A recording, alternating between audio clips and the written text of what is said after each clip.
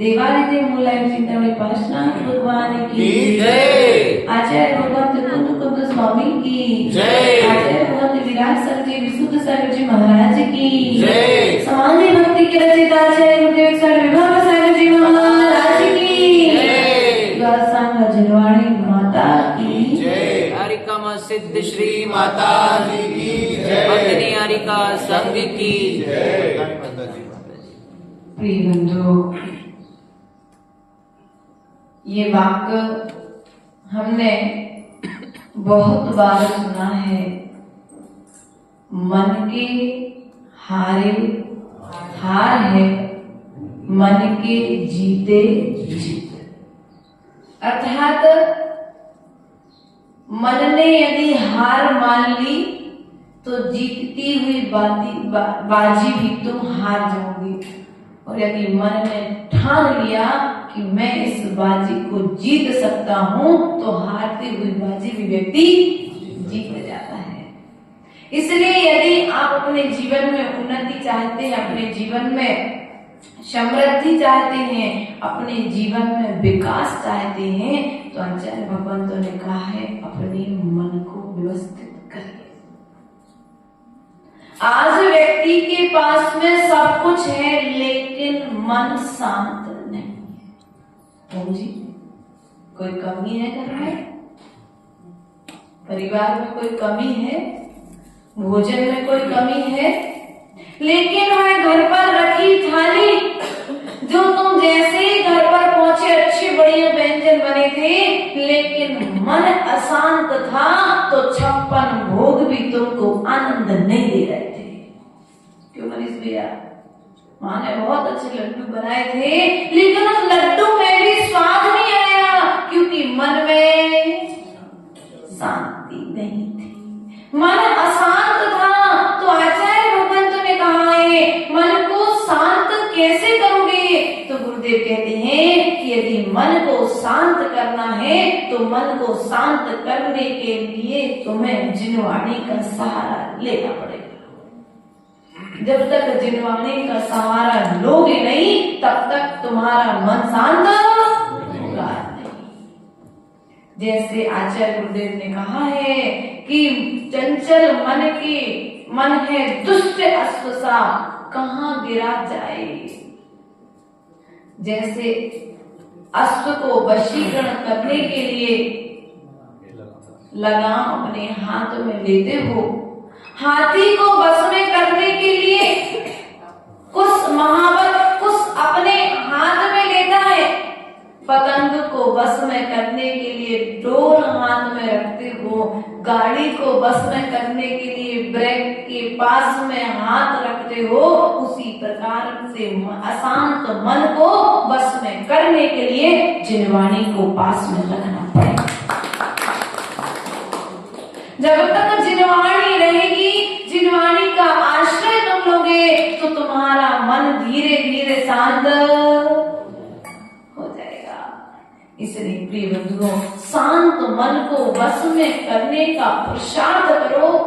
हे मन तू कहाँ जा रहा है, एक बार पूछो तो इस मन से, तेरे अशांति का कारण क्या है।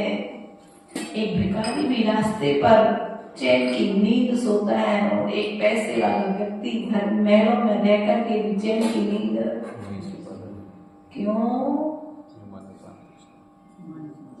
तृष्णा क्या है भीतर में? तृष्णा है, आने दो आने दो आने दो। लेकिन भिखारी के लिए विश्वास है, मैं जितनी देर कटोरा सीधा करके बैठूंगा उतनी देर मुझे दान आएगा, और जितना दान आएगा उस दान से मुझे आज का पेट, बोलो तो आज का पेट मुझे भरना है। कल फिर पुनः कटोरा सीधा करूंगा, फिर मुझे दान मिलेगा। उस भिखारी को अपने भाग्य पर भरोसा है, लेकिन हम देव शास्त्र गुरु के भक्त होने के बाद में भी हमें अपने भाग्य पर भरोसा नहीं है। इसलिए दिन रात भगवान की भक्ति छोड़ करके हम पैसे की ओर दौड़ रहे हैं। प्रिय बंधुओं, अपने मन की परेशानी को मिटाने के लिए हमें मन को शांत करना पड़ेगा, स्थिर करना पड़ेगा। और मन स्थिर होगा स्वाध्याय से, मन स्थिर होगा ध्यान से, मन स्थिर होगा सामयिक से, मन स्थिर होगा सब विकल्पों को छोड़ने से, मन स्थिर होगा एकत्व भावना के चिंतन से। बात समझ में आई? आप अकेला अवतरे मेरे अकेला हो, यूं कहो इस जीव को साथी सदा न कोई। बस इन दो लाइनों पर यदि विश्वास हो जाए तो मन शांत हो जाएगा। व्यक्ति पत्नी की पूर्तियों के लिए भाग रहा है, परिवार की पूर्तियों के लिए भाग रहा है, पुत्र की पूर्तियों के लिए भाग रहा है, लेकिन जब भीतर में एक बार खोल करके देखो कि तुम अपने लिए कितने भाग रहे हो। व्यक्ति के स्वयं के कोई सपने, अब परिवार बनने के बाद स्वयं के कोई सपने नहीं रह जाते हैं। वह पिता जो साल में एक बार कपड़े खरीदता और बच्चे के लिए साल में 10 बार कपड़े खरीद कर देता है, क्यों? किसके लिए भाग रहा है? ये मन नहीं तो कहा है कि मुझे अच्छा रहने के लिए मकान चाहिए, पहनने के लिए अच्छा कपड़ा चाहिए, खाने के लिए अच्छा भोजन चाहिए, लोगों के बीच में बैठने के लिए, अपनी इज्जत बनाने के लिए, दान देने के लिए। भैया आचार्य गुरुदेव सिखाते थे, भैया जितनी चादर उतने पांव पसारो तो जीवन सुख में रहेगा, और अपने चादर से ज्यादा यदि पांव पसारोगे तो कर्ज लेना पड़ेगा। क्या करना पड़ेगा भैया? और कर्ज लेकर के यदि तुमने दान दिया है तो दान नहीं है, वह दान तुम्हें कर्म बंध का कारण बन जाएगा। क्या? वह कर्ज लेकर के दिया गया दान भी तुम्हें कर्म बंध का कारण बन जाएगा। इसलिए कर्म बंध से यदि बचना चाहते हो तो कर्ज लेकर के दान, क्योंकि कर्ज लेकर के दान तो कर दोगे, कर्ज लेकर के भोग तो भोग लोगे, लेकिन फिर देने की चिंता, और जब जहां पर चिंता आएगी तो वहां पर मन शांत। और फिर जब मन अशांत होगा तो सब कुछ बाहर में शांति, अर्थात बाहर में भी वातावरण उस प्रकार का। लोग बुरे नहीं होते, व्यक्ति बुरा नहीं होता, और हमारा मन जिस व्यक्ति को जैसा देखना चाहता है वो व्यक्ति हमें वैसी नजरों से उस तरीके से देखना चालू। इसलिए अगर तुम्हें देखना है, कुंद कुंद स्वामी ने कहा है, प्रत्येक व्यक्ति के भीतर में तुम भगवान आत्मा का दर्शन, किसका देखो, भगवान आत्मा का दर्शन करो। प्रत्येक व्यक्ति के भीतर में भगवान बनने की शक्ति है, लेकिन वह शक्ति जागृत कब होगी, जब मन शांत होगा। और जब तक मन शांत नहीं होगा तब तक शांति मिलने वाली, बोलो तो नहीं है। मिलेगी क्या, नहीं मिलने वाली है। इसलिए अपने मन को शांत करने का पुरुषार्थ करो, क्योंकि जीते जीते तो सब लोग, व्यक्ति की तारीफ दो जगह होती है, जब जिसका जन्म नहीं होता है उसकी प्रशंसा होती है, या फिर जो मर जाता है उसकी प्रशंसा होती है। क्या जीते जी व्यक्ति प्रशंसा करता है क्या? प्रशंसा के पीछे मन अशांत करते कि नहीं करते? अरे हमने तो अच्छा काम किया, इनने तो हमारी तारीफ ही नहीं करी। मन क्या हो गया? अब मन अशांत हो गया। जब मन अशांत हो गया है तो गुस्सा आएगा, कसाई आएगी, क्रोध आएगा, और जब क्रोध आएगी तो किसी न किसी के ऊपर में, अब जो बना बनाया रिश्ता था वह रिश्ता भी सामने वाले के मन की पूर्ति के कारण वो बना बनाया रिश्ता भी बिगड़।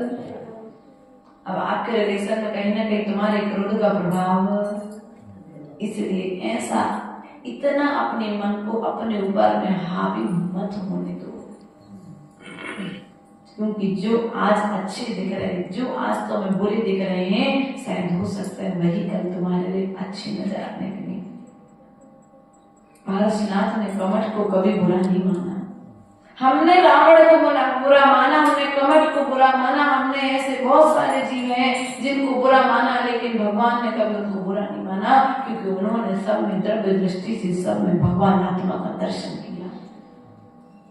इसलिए प्रिय बंधुओं, अपने मन को शांत करने की कला सीखो। घर में 56 भोग रखे, वो दाल रोटी खाने वाला व्यक्ति सुख से दाल रोटी खा रहा है, उसे दाल रोटी में सुख दिख रहा है। वो सामने वाले के सामने 56 भोग की थाली रखी है, वो 56 भोग की थाली में उसे सुख नहीं दे रही है। कारण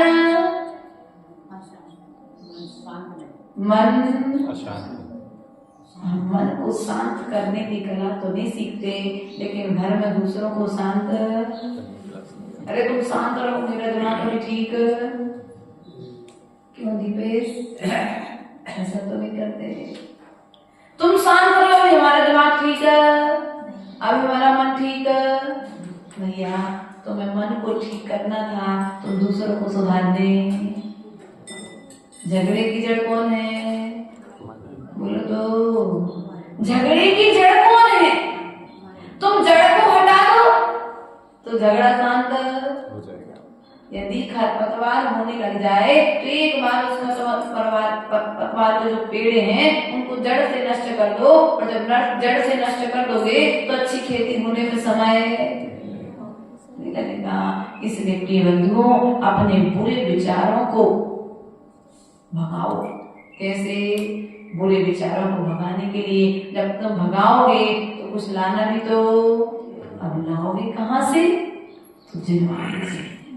नया विचार तुम्हें कहां से मिलेगा? जिनवाणी से मिलेगा।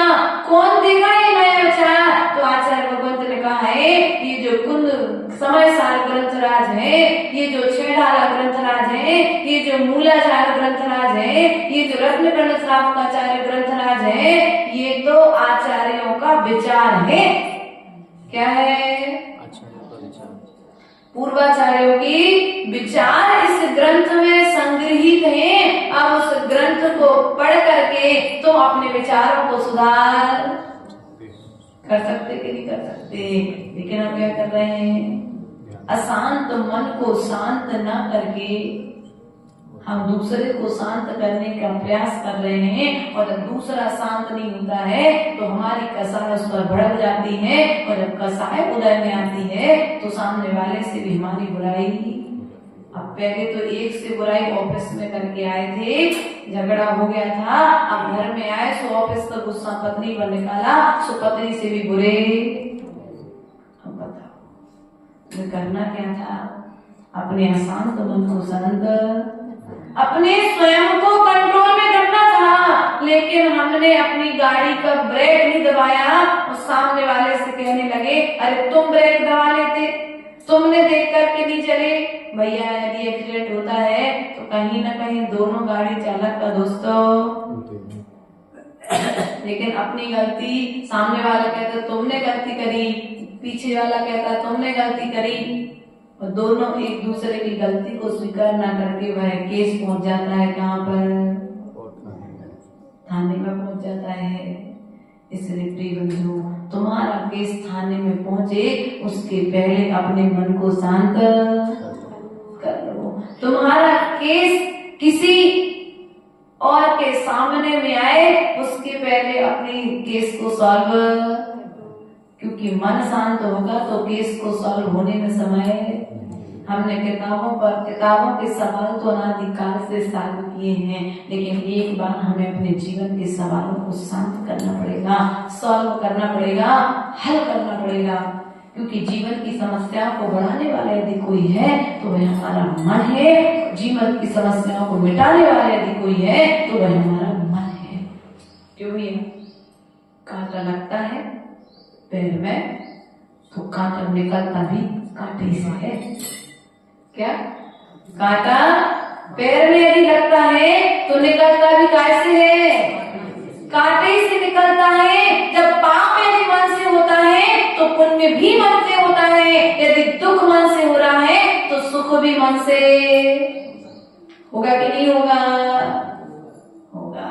बस मन को मोड़ने की जरूरत है, मन को बदलने की जरूरत है, मन को धैर्य सिखाने की जरूरत है। तुम उसे जैसा चिंतन दोगे मन वैसा परिवर्तित। गाड़ी के हैंडल को तुम जिस दिशा में घुमाते हो गाड़ी उस दिशा में चलना चालू हो जाती है। उसी प्रकार से तुम्हारा मन है, सामने वाले के विषय में तुम जैसा सोचना चालू कर दोगे वैसे वैसे वह विचार आगे। तुम बुरा सोचोगे तो सामने वाला तुम्हारे विचारों के अनुसार बुरा बन जाएगा, और तुम सामने वाले के विषय में अच्छा सोचोगे तो सामने वाला तुम्हारे विचारों के अनुसार अच्छा बन जाएगा। ना व्यक्ति बुरा होता है और ना व्यक्ति अच्छा होता है, उस व्यक्ति के प्रति हमारा जैसा विचार होता है व्यक्ति हमें वैसा दिखाई देता है और व्यक्ति वैसा बन जाता है। इसलिए यदि किसी को बदलना है तो अपने विचारों को बदलना है, विचारों के साथ साथ अपने मन को परिवर्तित। यदि परिवार को संभाल करके रखना है तो पहले हमें अपने विचारों को संभाल करके, बोलो तो भूल गए क्या? आप विचार करना कि हमने सबसे बड़ा प्रमाद कहाँ पर किया है? अपने मन को संभाल करके नहीं रखा। भैया दीपेश, आज तक हमने सबको संभाला लेकिन मन को नहीं संभाला। क्यों? मन को यदि संभाल लेते, मन ने कहा नहीं ये फोटो यहाँ लगनी चाहिए तो वहां पर खींच रुकवाए, फिर दूसरी बार करने नहीं यहाँ नहीं थोड़ा सा इधर होती तो अच्छी रहती, दूसरी जगह खींच रुकवाए। अच्छा मंदिर था, अच्छा मकान था, तुमने तुम्हारे मन ने तुम्हें जहाँ कहा तो वहां पर खींच ठोकते रहे और तुम्हारे मन के अनुसार दीवार पर फोटो, लेकिन दीवार में पूरी दीवार में छेद। अब वो दीवार के छेद तुम्हें जो दिख रहे हैं जैसे वह खीर वो फोटो न लगने के कारण तुमने दीवार पर छेद किए हैं, उसी प्रकार से मन के कारण तुम्हारे दिल पर भी छेद, तुम्हारे विचारों पर भी छेद। और जब छेद हो चुके हैं तो फिर बताओ उनको भरोगे कैसे? पुट्टी वाली सीमेंट लाओ उसे, बोले तो कसायों के छेद हो गए हैं तो उन कसायों के छेदों को भरोगे कैसे? तो आचार्य भगवान कहते हैं कसायों के छेदों को भरने के लिए कोई पुट्टी के सीमेंट की जरूरत नहीं है, कसायों के छेदों को भरने के लिए जिरवानी के छंदों की जरूरत है। जिघाड़ी के छंद छेड़ाना क्या है? छंदी तो है। समझदार क्या है? कुंद कुंद स्वामी के प्राकृतिक भाषा के छंद हैं। भक्तांबर क्या है? संस्कृत भाषा के छंद हैं। कल्याण मंदिर संस्कृत भाषा के छंद है। इष्टोपदेश पूज्यपाद स्वामी के संस्कृत भाषा के छंद है। यदि तुम अपने भीतर के कसायों के छेदों को भरना चाहते हो तो आचार्य गुरुदेव कहते हैं एक छंद रोज याद करो। चाहे हिंदी का करो, चाहे प्राकृत का करो, चाहे संस्कृत का करो, चाहे मेरी भावना करो, चाहे आलोचना पाठ करो, क्योंकि मरते समय तुम्हें जो याद होगा वही स्मरण में आएगा। किताब तुम खोल करके देख नहीं पाओगे। इसलिए दीवारों के छेदों को भरने के लिए सीमेंट का सहारा लेते हो, मन के छेदों को भरने के लिए जिनवाणी के छंदों का सहारा लेना पड़ेगा। प्रिय बंधुओं, ये मन है, मन तुम्हारे लिए दुख भी देता है और मन तुम्हारे लिए सुख भी देता है। उसी पानी से तुम नहाते हो और उसी पानी का नल जब किचन में खुलता है तो उसी पानी को तुम पीते भी हो, प्यास भी बुझाते हो और उसी पानी से तुम बाहर भी जाते कि नहीं जाते। पानी का उपयोग तुम जैसा करना चाहते हो उस पानी का उपयोग तुम वैसा कर लेते हो। उसी प्रकार से तुम्हारा मन है, उसको तुम विषय कसायों की ओर लेकर के जाओगे तो वह विषयों में लीन हो जाएगा और तुम उसे धर्म ध्यान की ओर लेकर के जाओगे वो धर्म ध्यान में लीन हो जाएगा। बस पुरुषार्थ करने की जरूरत है। जब तक पुरुषार्थ नहीं करोगे तब तक कार्य की सिद्धि होने वाली। बच्चे को जब गिनती लिखना सिखाते हो तो गिनती लिखने के लिए भी एक लिखाने के लिए बच्चे को पुरुषार्थ करना पड़ता है। जब बच्चे से पेंसिल पकड़ के नहीं बनती तो माँ अपने हाथ के बीच में बच्चे का हाथ रख के उस पेंसिल को बच्चे की 2 उंगलियों के बीच में फंसा करके उसे पेंसिल पकड़ना सिखाती है। और जब पेंसिल की पकड़ बन जाती है तो लाइन खींचना सिखाती है। और जब बच्चा लाइन खींचना सीख जाता है तो गोला बनाना सिखाती है। और जब गोला बनाना सीख जाता है तो आना डंडा सिखाती है। और ऐसे सिखाते सिखाते बन जाता है फिर एक। लेकिन क्या एक दिन में एक बना पाया बच्चा? बोलो तो नहीं।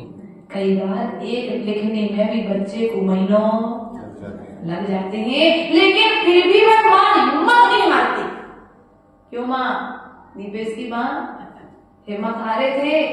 दीपेश को जब तुमने चलना सिखाया, पढ़ना सिखाया, आगे बढ़ना सिखाया, दीपेश कई बार गिरा भी होगा, कई बार लिख भी नहीं पा रहा होगा, पढ़ भी नहीं पा रहा होगा, लेकिन तुमने हिम्मत। तो फिर मन के आने पर तुम हिम्मत क्यों आ जाते? सवाल ये है हमारा आपसे। तुमने एक लिखते समय तुमने माँ ने कहा था बेटा तुम लिख सकते हो, तुम कर सकते हो, तुम्हारे अंदर शक्ति है। तो तुम्हारी माँ ने तुम्हें एक लिखना सिखाया था, हमारे गुरु ने हमें एक बनना सिखाया था कि मैं एक हूँ, मेरा इस संसार में कोई दूसरा नहीं। हम संसार में रहते हुए भी एक रहने की कोशिश कर रहे थे अपनी आत्मा के भीतर में। मेरी आत्मा ही मेरी है और कोई दूसरा मेरा। ये सब कुछ तो देख रहे हैं, बस ये चंद दिनों की चांदनी है, लेकिन अंधेरी रात हमारे जीवन में आने वाली नहीं है। ध्यान रखना, अंधेरी रात हमारे जीवन में आने वाली नहीं है, क्योंकि हमने अपने जीवन को चारित्र की चमक से चमका दिया है। तुम्हारे जीवन में तो ये चांद 4 दिन की चकाचौंध है विषय भोगों की, लेकिन फिर अंधेरी रात, क्योंकि ये पुण्य गया कि सब कुछ, तो अंधेरी रात आ सकती है। तुम्हारे घर में बल्ब की रोशनी है, हमारे भीतर में चारित्र की रोशनी जब प्रकाशित होती है तो बाहर के प्रकाश की जरूरत नहीं पड़ती है। इसलिए प्रिय बंधुओं, अपने मन को अपने बस में करो। मन तुमसे आज जैसा कह रहा है तुम वैसा करो, मतलब मन के दास बन करके बैठे हो। मन ने कहा था सो हमने ऐसी बात कह दी। क्या? अरे भैया थोड़ा सा सोच लेते फिर बोलते तो झगड़ा नहीं होगा। अरे हमारे तो मन ने कहा था सो हमने ऐसी कह दी, हमने थोड़ी ना कुछ गलत कहा था। भैया गलत तो कभी कोई कुछ नहीं कहता है, लेकिन आचार्य गुरुदेव सदा कहते थे अपने विचारों को प्रस्तुत करने के पहले द्रव्य, क्षेत्र, काल और भाव का परीक्षण कर लो, स्थान का परीक्षण कर लो कि हम जो बात कहने जा रहे हैं किस स्थान पर कहने जा रहे हैं, किस समय पर कहने जा रहे हैं, किसके सामने कहने जा रहे हैं, और इस बात का भविष्य में मुझे फल क्या मिलेगा। ऐसा नहीं मन ने कहा था सो गए और उठाई जी को तलुआ से मार के, अब तुमने उठाई जी तलुआ से मारी तो तुम्हारे ऊपर भी शब्दों की बौछार तो चर्चित। इसलिए अपने मुख से कभी भी शब्द निकालो, बड़ों के सामने छोटों के सामने हमेशा विचार करके निकालो कि क्या मुझमें जिस रूप में इन शब्दों को प्रस्तुत कर रहा हूँ, इन शब्दों के माध्यम से मेरे लिए भविष्य में फल अच्छा मिलने वाला है। यदि मेरे शब्दों से मेरा अपमान होगा तो मुझे उन शब्दों को अपने मुख से निकालना। अपमान तुम्हारा व्यक्ति नहीं करता, तुम्हारे शब्द तुम्हारा अपमान कराते हैं। क्या तुम्हारा अपमान, तुम्हारे शब्द तुम्हारा अपमान कराते हैं, तुम्हारे शब्द तुम्हारा सम्मान कराते हैं। इसलिए यदि किसी को संभालना है तो मन के साथ में अपने शब्दों को संभालना प्रारंभ करो। इसको संभालना है बड़े भैया, मन के साथ में अपने शब्दों को संभालो, क्योंकि शब्द संभल गए तो जीवन संभल जाएगा, जीवन ऊंचाइयों की ओर चला जाएगा। मात्र ऊंचाइयों पर जाने के लिए सीढ़ी की जरूरत नहीं है, तुम्हारे विचारों की जरूरत है, तुम्हारे भावों की जरूरत है। मंदिर में बैठा हुआ व्यक्ति भी भावपूर्वक पंचमेरु की वंदना कराता है, मंदिर में बैठा व्यक्ति भावपूर्वक नंदीश्वर की वंदना करके आ जाता है, मंदिर में बैठा व्यक्ति यहाँ पर बैठे बैठे सिद्धशिला का दर्शन करके आ जाता है ना भावपूर्वक। किससे? भाव से। जब वहां पर अनुभूति नहीं होती लेकिन भी भावपूर्वक तो वंदना, सिद्धालय बैठे सिद्धों को नमस्कार कर लेता है। यहाँ बैठे बैठे तुम संवेद शिखर जी पहुंच जाते हो, यहाँ बैठे बैठे तुम गिरनार जी पहुंच जाते हो, यहाँ बैठे बैठे तुम गौंडेश्वर पहुंच जाते हो, यहाँ बैठे बैठे तुम पावापुर पहुंच जाते हो। तो फिर आचार्य भगवान कहते हैं जब तुम अपने मन को संवेद शिखर में लगाते हो तो संवेद शिखर पहुंच जाते हो, फिर तो हमें सिद्धालय जाना है। अपने मन को विषयों में क्यों लगाते हो? अपने मन को अपने में लगाओगे तो सिद्धालय जाने में समय। हम अपने मन को पर में लगा करके बैठे हैं, इसलिए हमारे पीठ पर भी पर। बोलो तो हमारा मन पर में है, पर की निंदा में है, पर की विकथाओं में है, पर के दोषों को देखने में है। इसलिए ध्यान रखना, आज पर नहीं है लेकिन कल पर मिलने वाले पर अर्थात पंख, पर अर्थात परिंदा। आज मुख मिला है, कल फिर मिलने वाला। आज आंखें हैं, देख लो सबके दोष, कोई दिक्कत नहीं है, फिर आंखें मिलने वाली। दिन में देख रहे हो, क्योंकि दिन में व्यक्ति देखने मिलता है, दिन में ही बोलने मिलता है, तो ऐसा आएगा कि फिर तुम्हें आंखें दिन में बनोगे क्या? अरे सबको पता है, यदि आंखों का दुरुपयोग करोगे तो क्या बनोगे? बोलो तो। व्यक्ति सोचता है कि मैं कमरे में बैठ करके जो कार्य कर रहा हूँ उसे कोई नहीं देख रहा है, कमरे के अंदर बैठ करके मैं जिसकी बुराई कर रहा हूँ उसे कोई नहीं सुन रहा है। लेकिन ध्यान रखना, दूसरा सुने या ना सुने, तुम्हारी आत्मा सुन रही है, तुम्हारे कर्म सुन रहे हैं, और जब कर्म सुन रहे हैं तो कर्म बंध भी रहे हैं, और कर्म बंध रहे हैं तो भोगने भी किसको पड़ेंगे?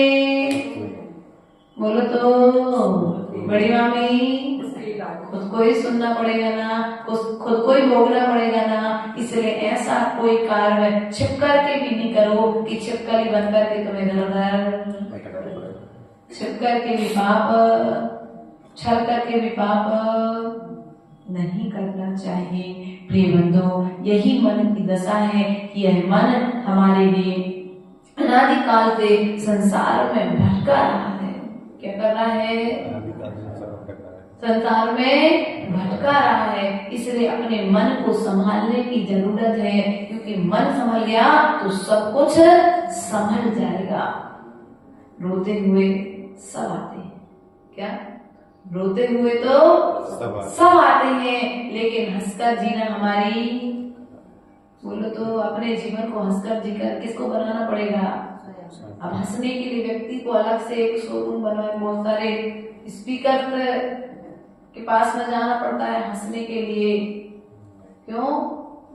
मेडिटेशन कराने के लिए अलग से क्लास लगती है, मन को शांत करने के लिए। पहले लोगों किसी के पास में क्यों? इतना प्रसन्न खुद में था, संतुष्ट था व्यक्ति। प्रसन्नता का मूल कारण पंडित जी भीतर की संतुष्टि थी। घर में 6 बच्चे भी थे तो पिता को चिंता नहीं थी कि इनका पालन कैसे होगा। उसे कर्म सिद्धांत पर भरोसा था कि ये बच्चे अपना अपना भाग्य लेकर के आए हैं, तो अपने भाग्य से सब।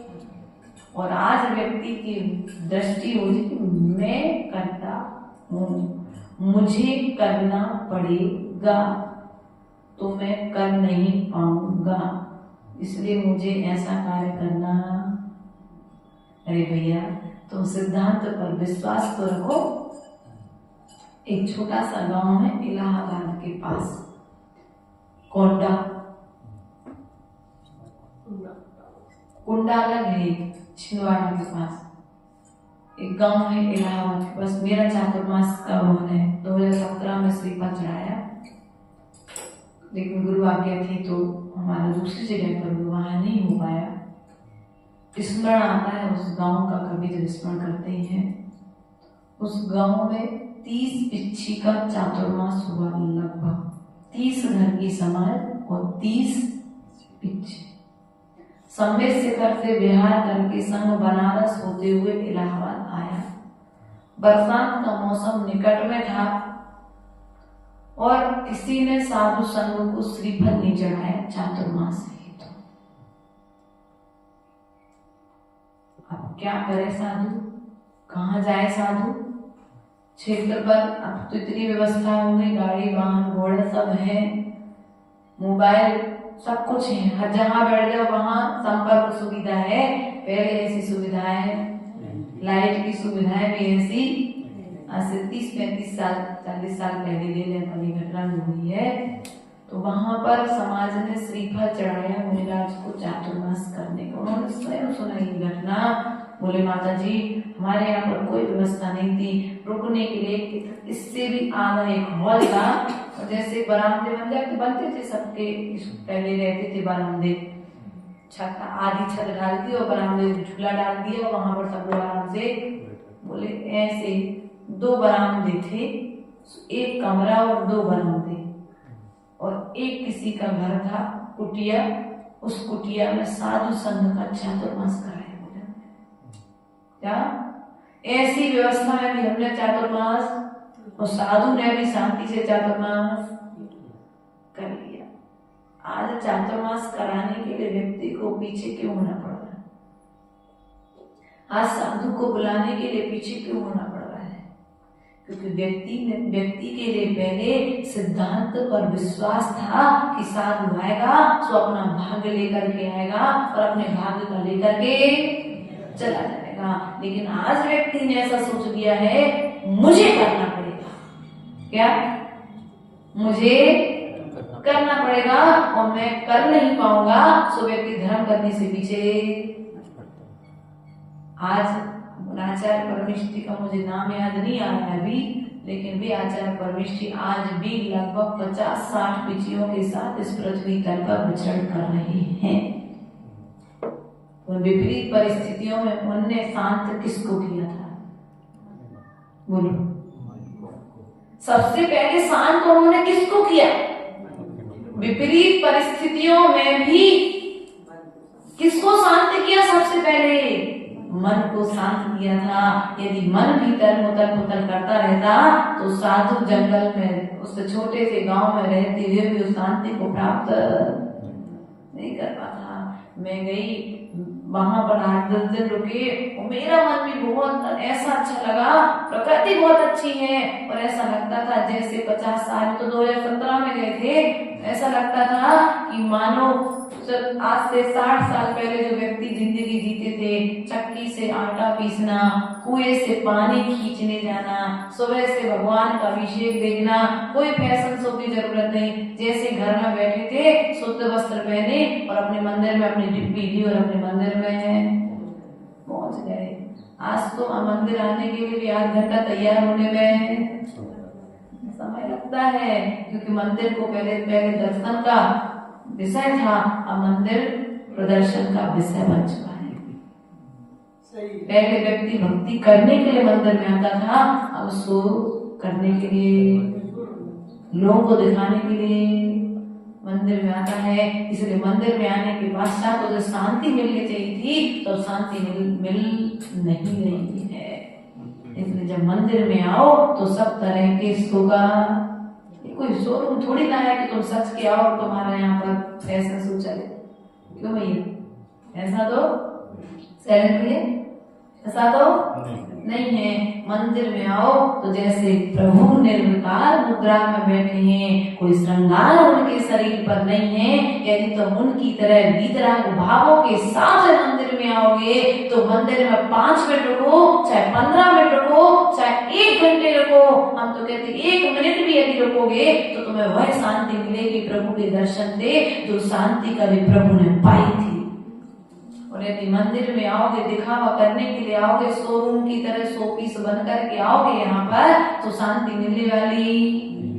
शोरूम में सामान रखा होता है ना दिखावे के लिए, ऐसे तुम लोग क्या करते हो, कई लोग मंदिर में भी शोपीस की तरह सज करके आ जाते हो, और जब कोई तुम्हें देखता नहीं है तो संकलेश लेकर के मंदिर से, अरे आज तो नीचे से तैयार होके आए थे, कोई ने कही नहीं कि हम अच्छे लग रहे हैं, और भड़ास घर में जाकर के माँ ने कह दिया बेटा सब्जी बघार दो, समय हो गया, लेट हो रहा है, थोड़ा सा तुम सब्जी बघारो, जब तक हम चेंज करके आते हैं तो रोटी। अब बहू कहेगी मुझे अभी टाइम नहीं है, क्या अभी मैं थक चुकी हूँ, नाना तरह के बहाने करके सास को ताने, और यदि सास ने कुछ कहा तो दोनों में पे भेंट, गले की भेंट नहीं होगी, शब्दों की भेंट, और जहाँ शब्दों की भेंट होगी तो फिर वो बम की तरह है। इसलिए प्रिय बंधुओं, हर जगह पर, चाहे घर में रहो, चाहे मंदिर में रहो, चाहे परिवार में रहो, चाहे समाज में रहो, यदि तुम्हारा मन शांत है तो हर जगह पर तुम्हारा मित्र है, और यदि मन शांत नहीं है तो घर में भी शत्रु है, और बाहर में भी शत्रु है, समाज में भी शत्रु है, और देश में भी तुम्हारे शत्रु तुम्हें नजर आएंगे। इसलिए यदि किसी को शांत करना है तो तुम अपने मन को शांत करो, अपने मन के भावावेश में आकर के तुम अपने शब्दों से किसी पर प्रहार मत करो। क्या मन में जब आता है तो व्यक्ति शब्दों से प्रहार, और शब्दों से प्रहार करके दूसरे के दिलों में घाव, और दिलों में घाव करता है तो एक दिन उसके दिल पर भी कोई घाव देने वाला पैदा हो जाता है ना। इसलिए अपने शब्दों का प्रयोग, अपने मन को बस में करके, आचार्य गुरुदेव ने एक ही बात कही है, जैसे घोड़े को बस में करना अति आवश्यक है, यदि घोड़ा बस में नहीं है तो कहीं ना कहीं ले जा करके वह गड्ढे में पटकेगा ही पटकेगा। उसी प्रकार से जो तुम्हारा मन है, ये मन भी तुम्हें कहीं ना कहीं ले जा करके गिरेगा, गिराएगा, पटकेगा। इससे अच्छा उपाय है कि अब तुम्हें गड्ढे में गिरो, उसके पहले अपने मन को बस में, बोलो तो किसको बस में करना है, बच्चों को, पति को, बहू को, किसी को बस में करने की जरूरत नहीं है। यदि हमारा मन हमारे बस में है तो सारा संसार हमारे बस में है, और यदि हमारा मन हमारे बस में नहीं है तो प्रकृति का पत्ता पत्ता हमारा शत्रु, कोई भी हमारे बस में होने वाला नहीं है। ऐसा पूर्वाचार्यों ने कहा, आचार्य गुरुदेव ने कहा। इन बातों को ध्यान में रखते हुए बोले परम पूज्य आचार्य गुरुदेव विभव शंकर जी महाराज की जय। चंद पंक्ति और आचार्य गुरुदेव ने लिखी, वो आपको सुना देते हैं। रागी विस्मय अशुभ भाविकर जदि हिम्मत हारा, मन के रोके रुक जाता है राग वेश सारा। निश्चल मन से महामंत्र का जाप निरंतर हो, मेरा अंतिम मरण समाधि तेरे दर पर हो।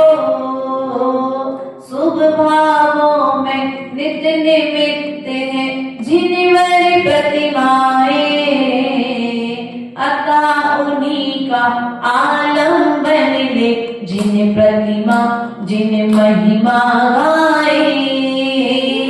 अंत समय तक मेरे सम्मुख प्रतिमा जिनवर हो, मेरा अंतिम मरण समाधि तेरे दर पर हो। मन अंधा है मन गूंगा है ये मन बहरा है, मन चंचल है मन चिकना है मन पर कोहरा है। मेरे मन में महामंत्र का पल पल सुमिरन हो, मेरा अंतिम